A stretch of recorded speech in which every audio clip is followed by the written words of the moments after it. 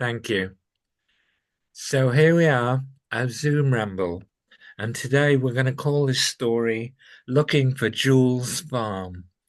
I have recently met a singing teacher whose last name is Jewell with a double L, and I'm convinced somehow that her family must be connected with the family that was originally there in Jewell's Farm.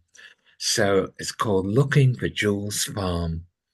My story begins with a huge decision I had to make when I lived in America. I lived in America 7 years, and at the end, I had a choice to make between working in Michigan for a big timber frame company or moving to Berkshire and apprenticing myself to a top timber framer in Britain.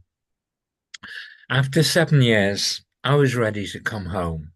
I had an amazing time in America. I'd learned so much. I was a timber framer, and realizing I could come back to Britain and work as a timber framer.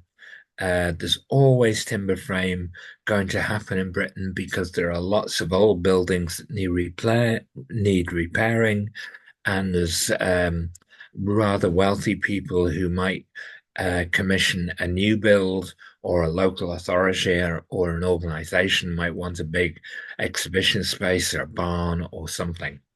So I decided to move back to Britain. I came down to interview for my job in the village of Stanford Dingley in Berkshire. Got the train to Pangbourne. The bus came to pick me up, speeded me off for interview, and I got the job. Now, my boss, let's call him for the purposes of this story, Mr. McCurdle. My boss wanted me to go and live in a bedsit in Reading. Now, I'd moved here from upstate New York, and definitely, of all things, did not want to live in a bedsit in Reading. I wanted to live in Stanford Dingley. It's a beautiful little village in Berkshire. You drive down the lane, down the Dingley Dell, you get there, and so what if you have to be very rich to live in Stanford Dingley? You do. You have to be a millionaire virtually. But I had decided that the best way of finding somewhere to live, something to open up for me, was to be there, not in a bed sit in Reading, looking at newspapers and adverts, but to be in the village and getting to know the people who live there, people who go to the pub, the village pub. So in my head, I wanted to live there. In the yard that we had, our timber framing yard, there was a caravan that was used as a for breaks where we could make a cup of tea and have our lunch or whatever.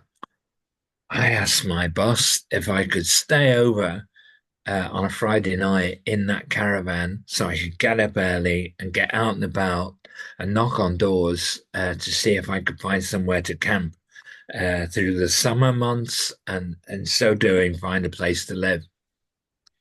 My boss said, "No, you can't stay in the caravan." Well, um, this was a surprising thing. It wasn't very acceptable to me. It sounded mean. I stayed in that caravan. I got up really in the morning and I got going, knocking on doors. I had an OS map, a very detailed map of that area. Um, Stanford Dingley. There's a little river runs through that village called the River Pang. It's only a tiny trickle most of the time, but I thought, oh, it'd be really nice to find somewhere to camp by the River Pang and walk over the fields and get to the workshop. That's what I wanted. It sounded great. And I found farms in that area, and I thought, oh, great. You go knock on the door early and you catch the farmer before he's out and about. That was my idea. This was 1987. I've been in America 7 years. I come back. I find myself knocking on these farmhouse doors, and these very splendid gentlemen are coming to the front door in their silk gowns, going, "What do you want?" And they weren't farms anymore. Those farms have been bought by merchant bankers. And anyway, they listened to what I wanted, and all the doors that I knocked on, all the people said the same thing. The men said the same thing. They said, "There's common land next to your workplace, and if you go and talk to the parish council, they'll probably agree to you camping on the common land there. It's right there. Sheep grazing there, but I can't think of any reason why they would say no, you can't camp there." I went back to the workshop, and my boss, Mr. McCurdle, was there.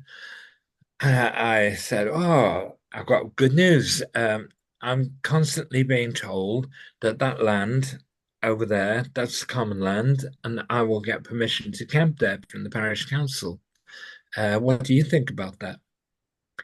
Well, my poor boss, Mr. McCardle, started changing colour on me as I was telling him, sharing my good news. And the idea for him that I would be out there, I was just by the workshop in a tent, um, being visibly exposed to the village. He didn't like this idea at all. He changed colour on me. Now, I recognize that going through life, there are moments where you say your truth and people start changing color on you, and it's not good. It usually means they're very upset, they're really angry, and something bad is about to happen. Well, something bad was about to happen, and he said, "No, I forbid it. You can't go and camp in that land there. No, I'm sorry. You're gonna have to find something else." Well, I couldn't believe it. I couldn't believe he was being so mean with me. Um, And yeah, I was the lowest of the low. He was the boss. I was on a trial period with him.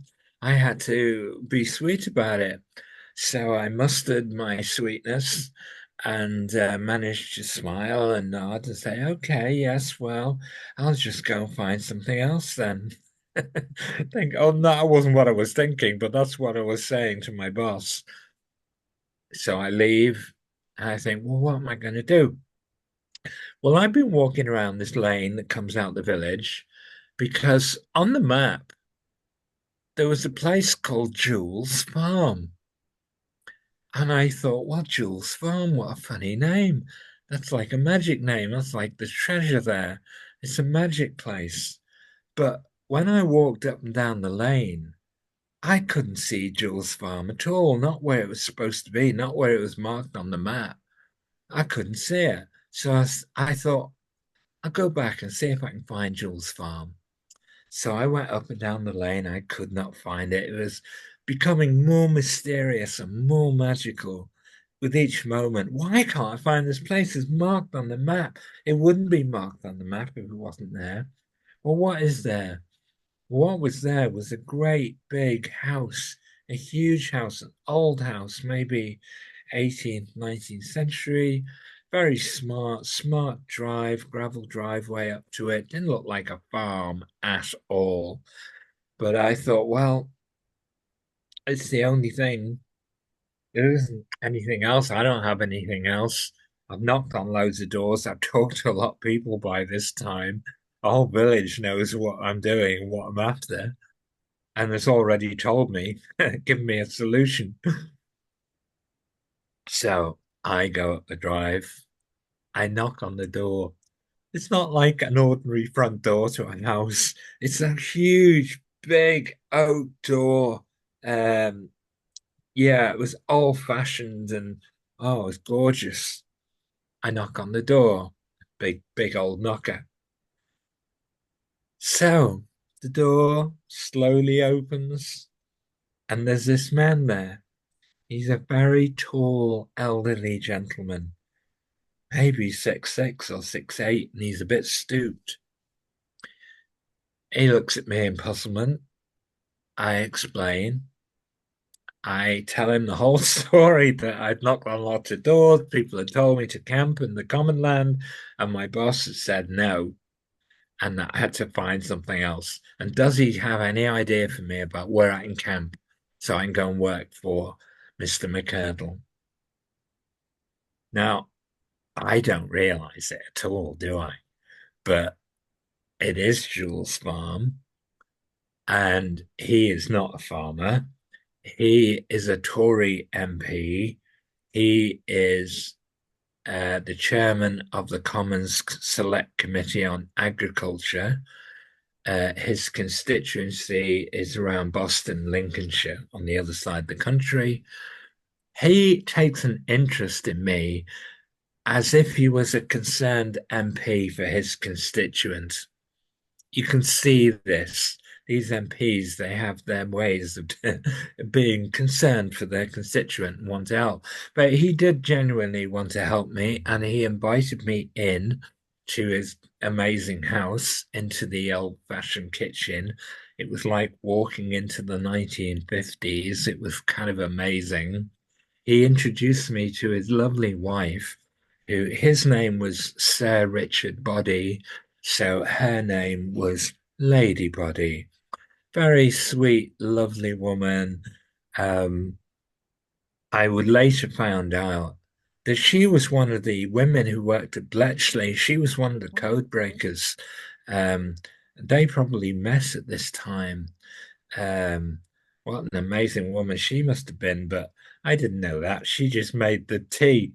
Well, of course, the tea would be real tea with real tea leaves and a proper pot of tea and a couple of cups. We sat at the kitchen table.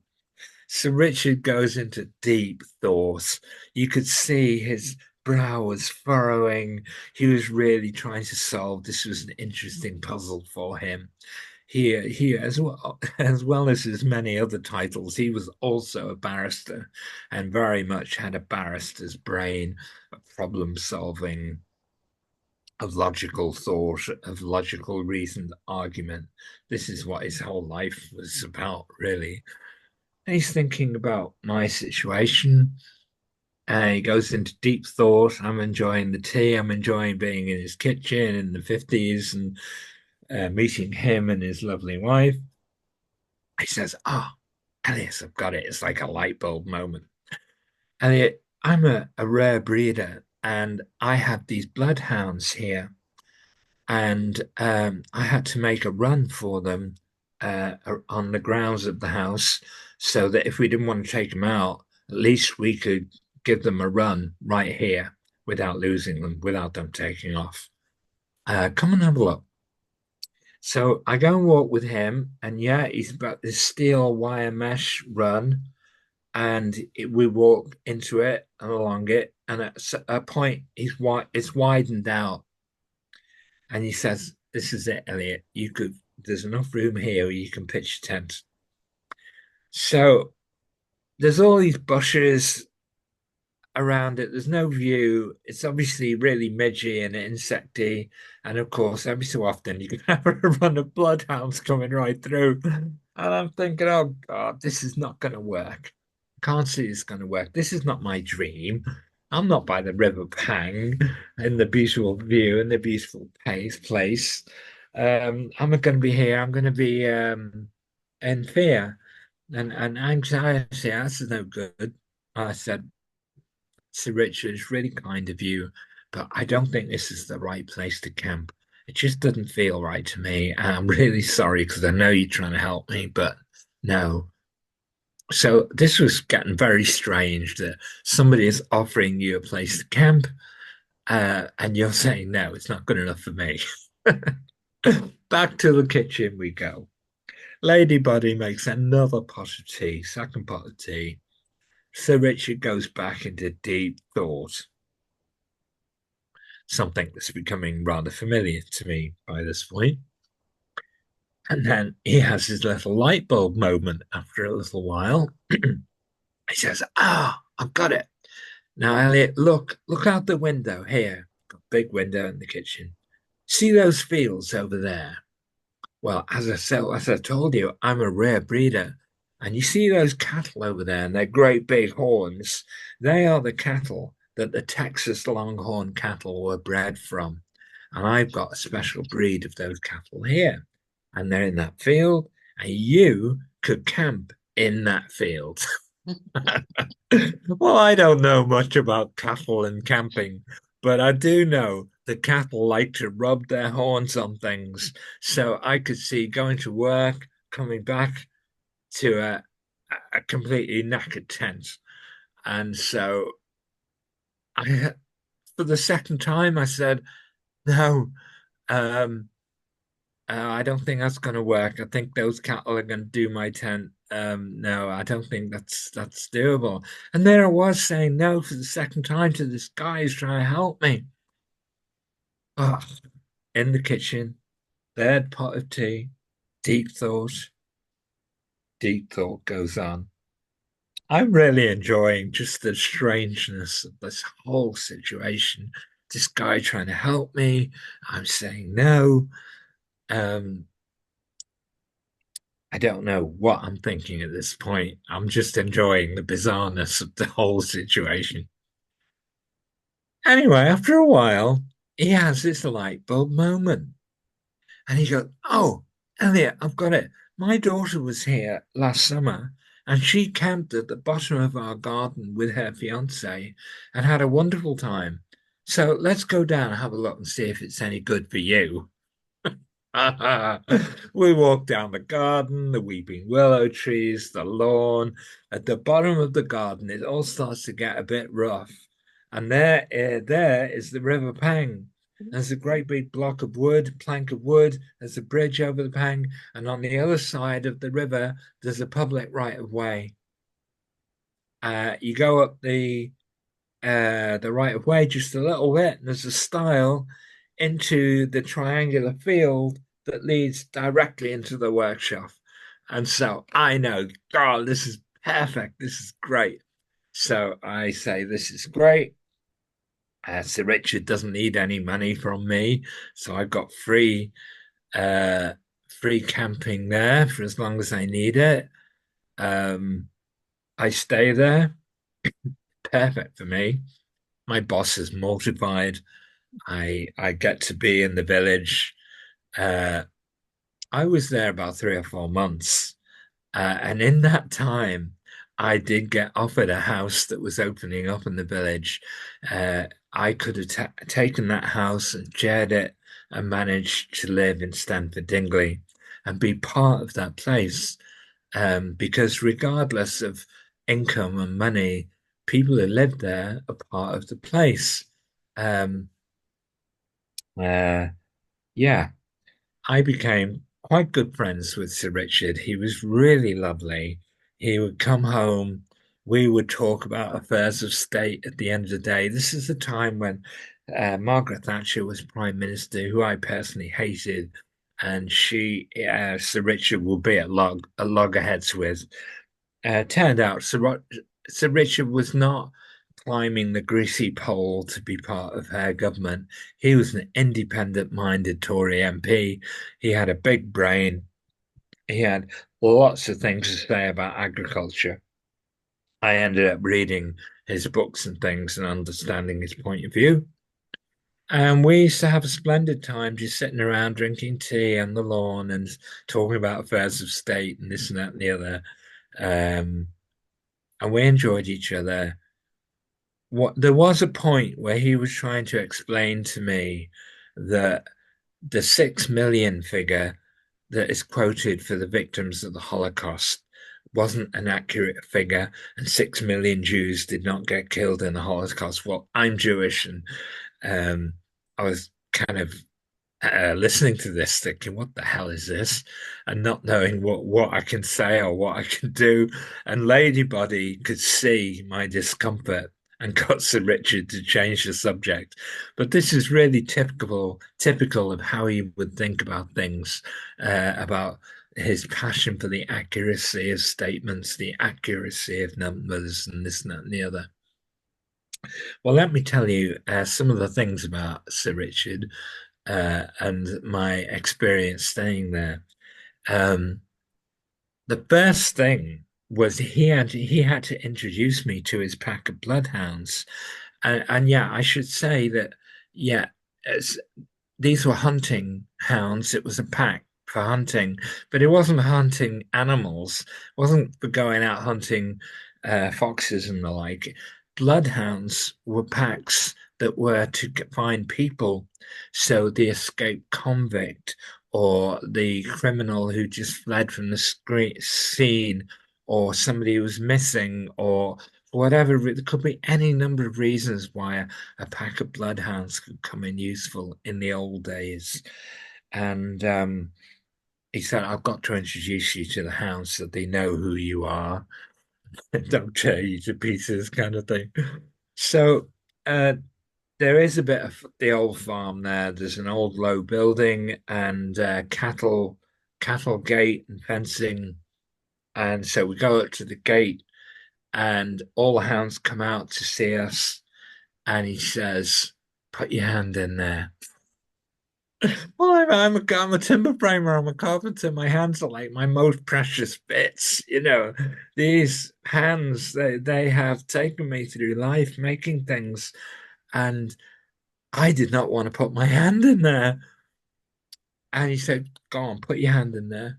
I said, no, I don't want to put my hand in there. My hands are so precious to me. He said, don't be silly, Elliot. Just put your hand in there. So I didn't see what choice I had at this point. I had to kind of close my eyes and put my hand in there. And of course, they'll just lick it to death and then they pick up my smell and they know who I am. So I'm there for 3 or 4 months and I get to help Sir Richard and Lady Buddy take their hounds out for a run. And in some of the fields around there, if the hay had been cut, then there was this ankle length stubble left in the fields, and this would be perfect for picking up a scent. So Sir Richard would take me to the field and he'd have me lay out a trail, not a straight trail, not a straight line, but weaving all around in the field, and then hide behind some bushes and let the hounds find you and lick you to death. So I would go out and do that. But the hounds, they would come, and there were a couple of old hounds at the top of that pack, the venerable elders of the pack. They would go around, but if they picked up a scent of something that was more interesting than Mr. Ellie, they would be off. And of course, I was the only one who could keep up with them, even to try to keep up with them. So I would start legging it and bounding across the field to try and catch up with them, which was impossible. And there was a concern that they would find some horrible rotting carcass and want to eat it and make themselves ill. Um, uh, Years later, when I visited Sir Richard, and occasionally I would go and say hello and have a little catch up, he said to me, Elliot, when you were running with the hounds, it was like watching a stag. And I bet it was pretty amazing at that time. There was another time when they'd been invited to join a hunt down a river in Dorset to see if they could catch the mink. And mink had been released or escaped from mink farms. And of course, once they're out, they just want to kill everything. They're just trouble. So hunting mink is like it's kind of an okay thing to do. So I went out one day. I got invited with Sir Richard, and honestly, it was like a play for today. Everybody who came on that hunt was A, deeply eccentric, and B, had a hip flask that they were going to share. So everyone was merry. We just walked, strolled along down this river. Nobody caught a damn thing that day, didn't get a sniff of anything. But it was such a pleasure to get out and about. Um, it was kind of an experience of a hunt that you don't really ever get to have. You only hear about the bad and terrible things that go on. I'm sure they do, and I'm sure I'm not in favor of hunting with hounds particularly, but going out with Sir Richard on that day and pretend hunting for mink, wow, that was something that really doesn't happen very often in my life, this view into this other world and Toriness and the rest of it. So I'm there working. It's not going very well where I'm working. I've moved from upstate New York. I've been in America 7 years. I grew up in Liverpool. I'm a very vocal person. I say what I think. I was working in a very different place in Stanford Dingley in Berkshire, a very quiet place. The guys I worked with, they never ever shared what they were thinking. They never spoke anything. It was just a very difficult situation to be in. I didn't like it. I wasn't comfortable there. I didn't work very well because I wasn't very happy there. My boss was so mean, so tight with his money. I didn't even eat every day. I was kind of living off muesli and whatever I could get on the market on the Saturday or whatever. Um, I was young enough that I could do this. I could go and do a day's work, go out with the dogs in the night and not even eat sometimes. And I felt everything was going right except in the work. And I was not going to moan to my boss about not being able to eat and my own unhappiness working there and the mistakes that I made. And I wasn't very good at accounting for myself, which is a big thing. Um, and in the end, I didn't get the job. I didn't get the position. Sir Richard was absolutely crestfallen that things didn't work out for me. Other people in the village were crestfallen because by this point I was becoming part of the village. And yeah, my boss was very impressed that I did actually manage to find a house that I could have lived in if I stayed there. Um, but it was not to be. But I really had an amazing time when I was there. And I did find Jewell's farm. And it was an incredible treasure, an incredible experience to live there.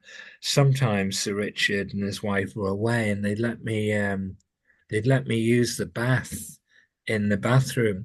And Sir Richard, being a very tall guy, had this enormous bath. So occasionally I get in there and have this incredible bath which I would particularly love. And yeah, it was a real pleasure getting to know these people. Yeah, and I've more or less come to the end of this story about finding Jewell's farm. It was amazing to find it, amazing to be there, amazing to stay there. Some mornings I wake up and Sir Richard will be being interviewed by a television crew outside my tent. That's how strange it was being there.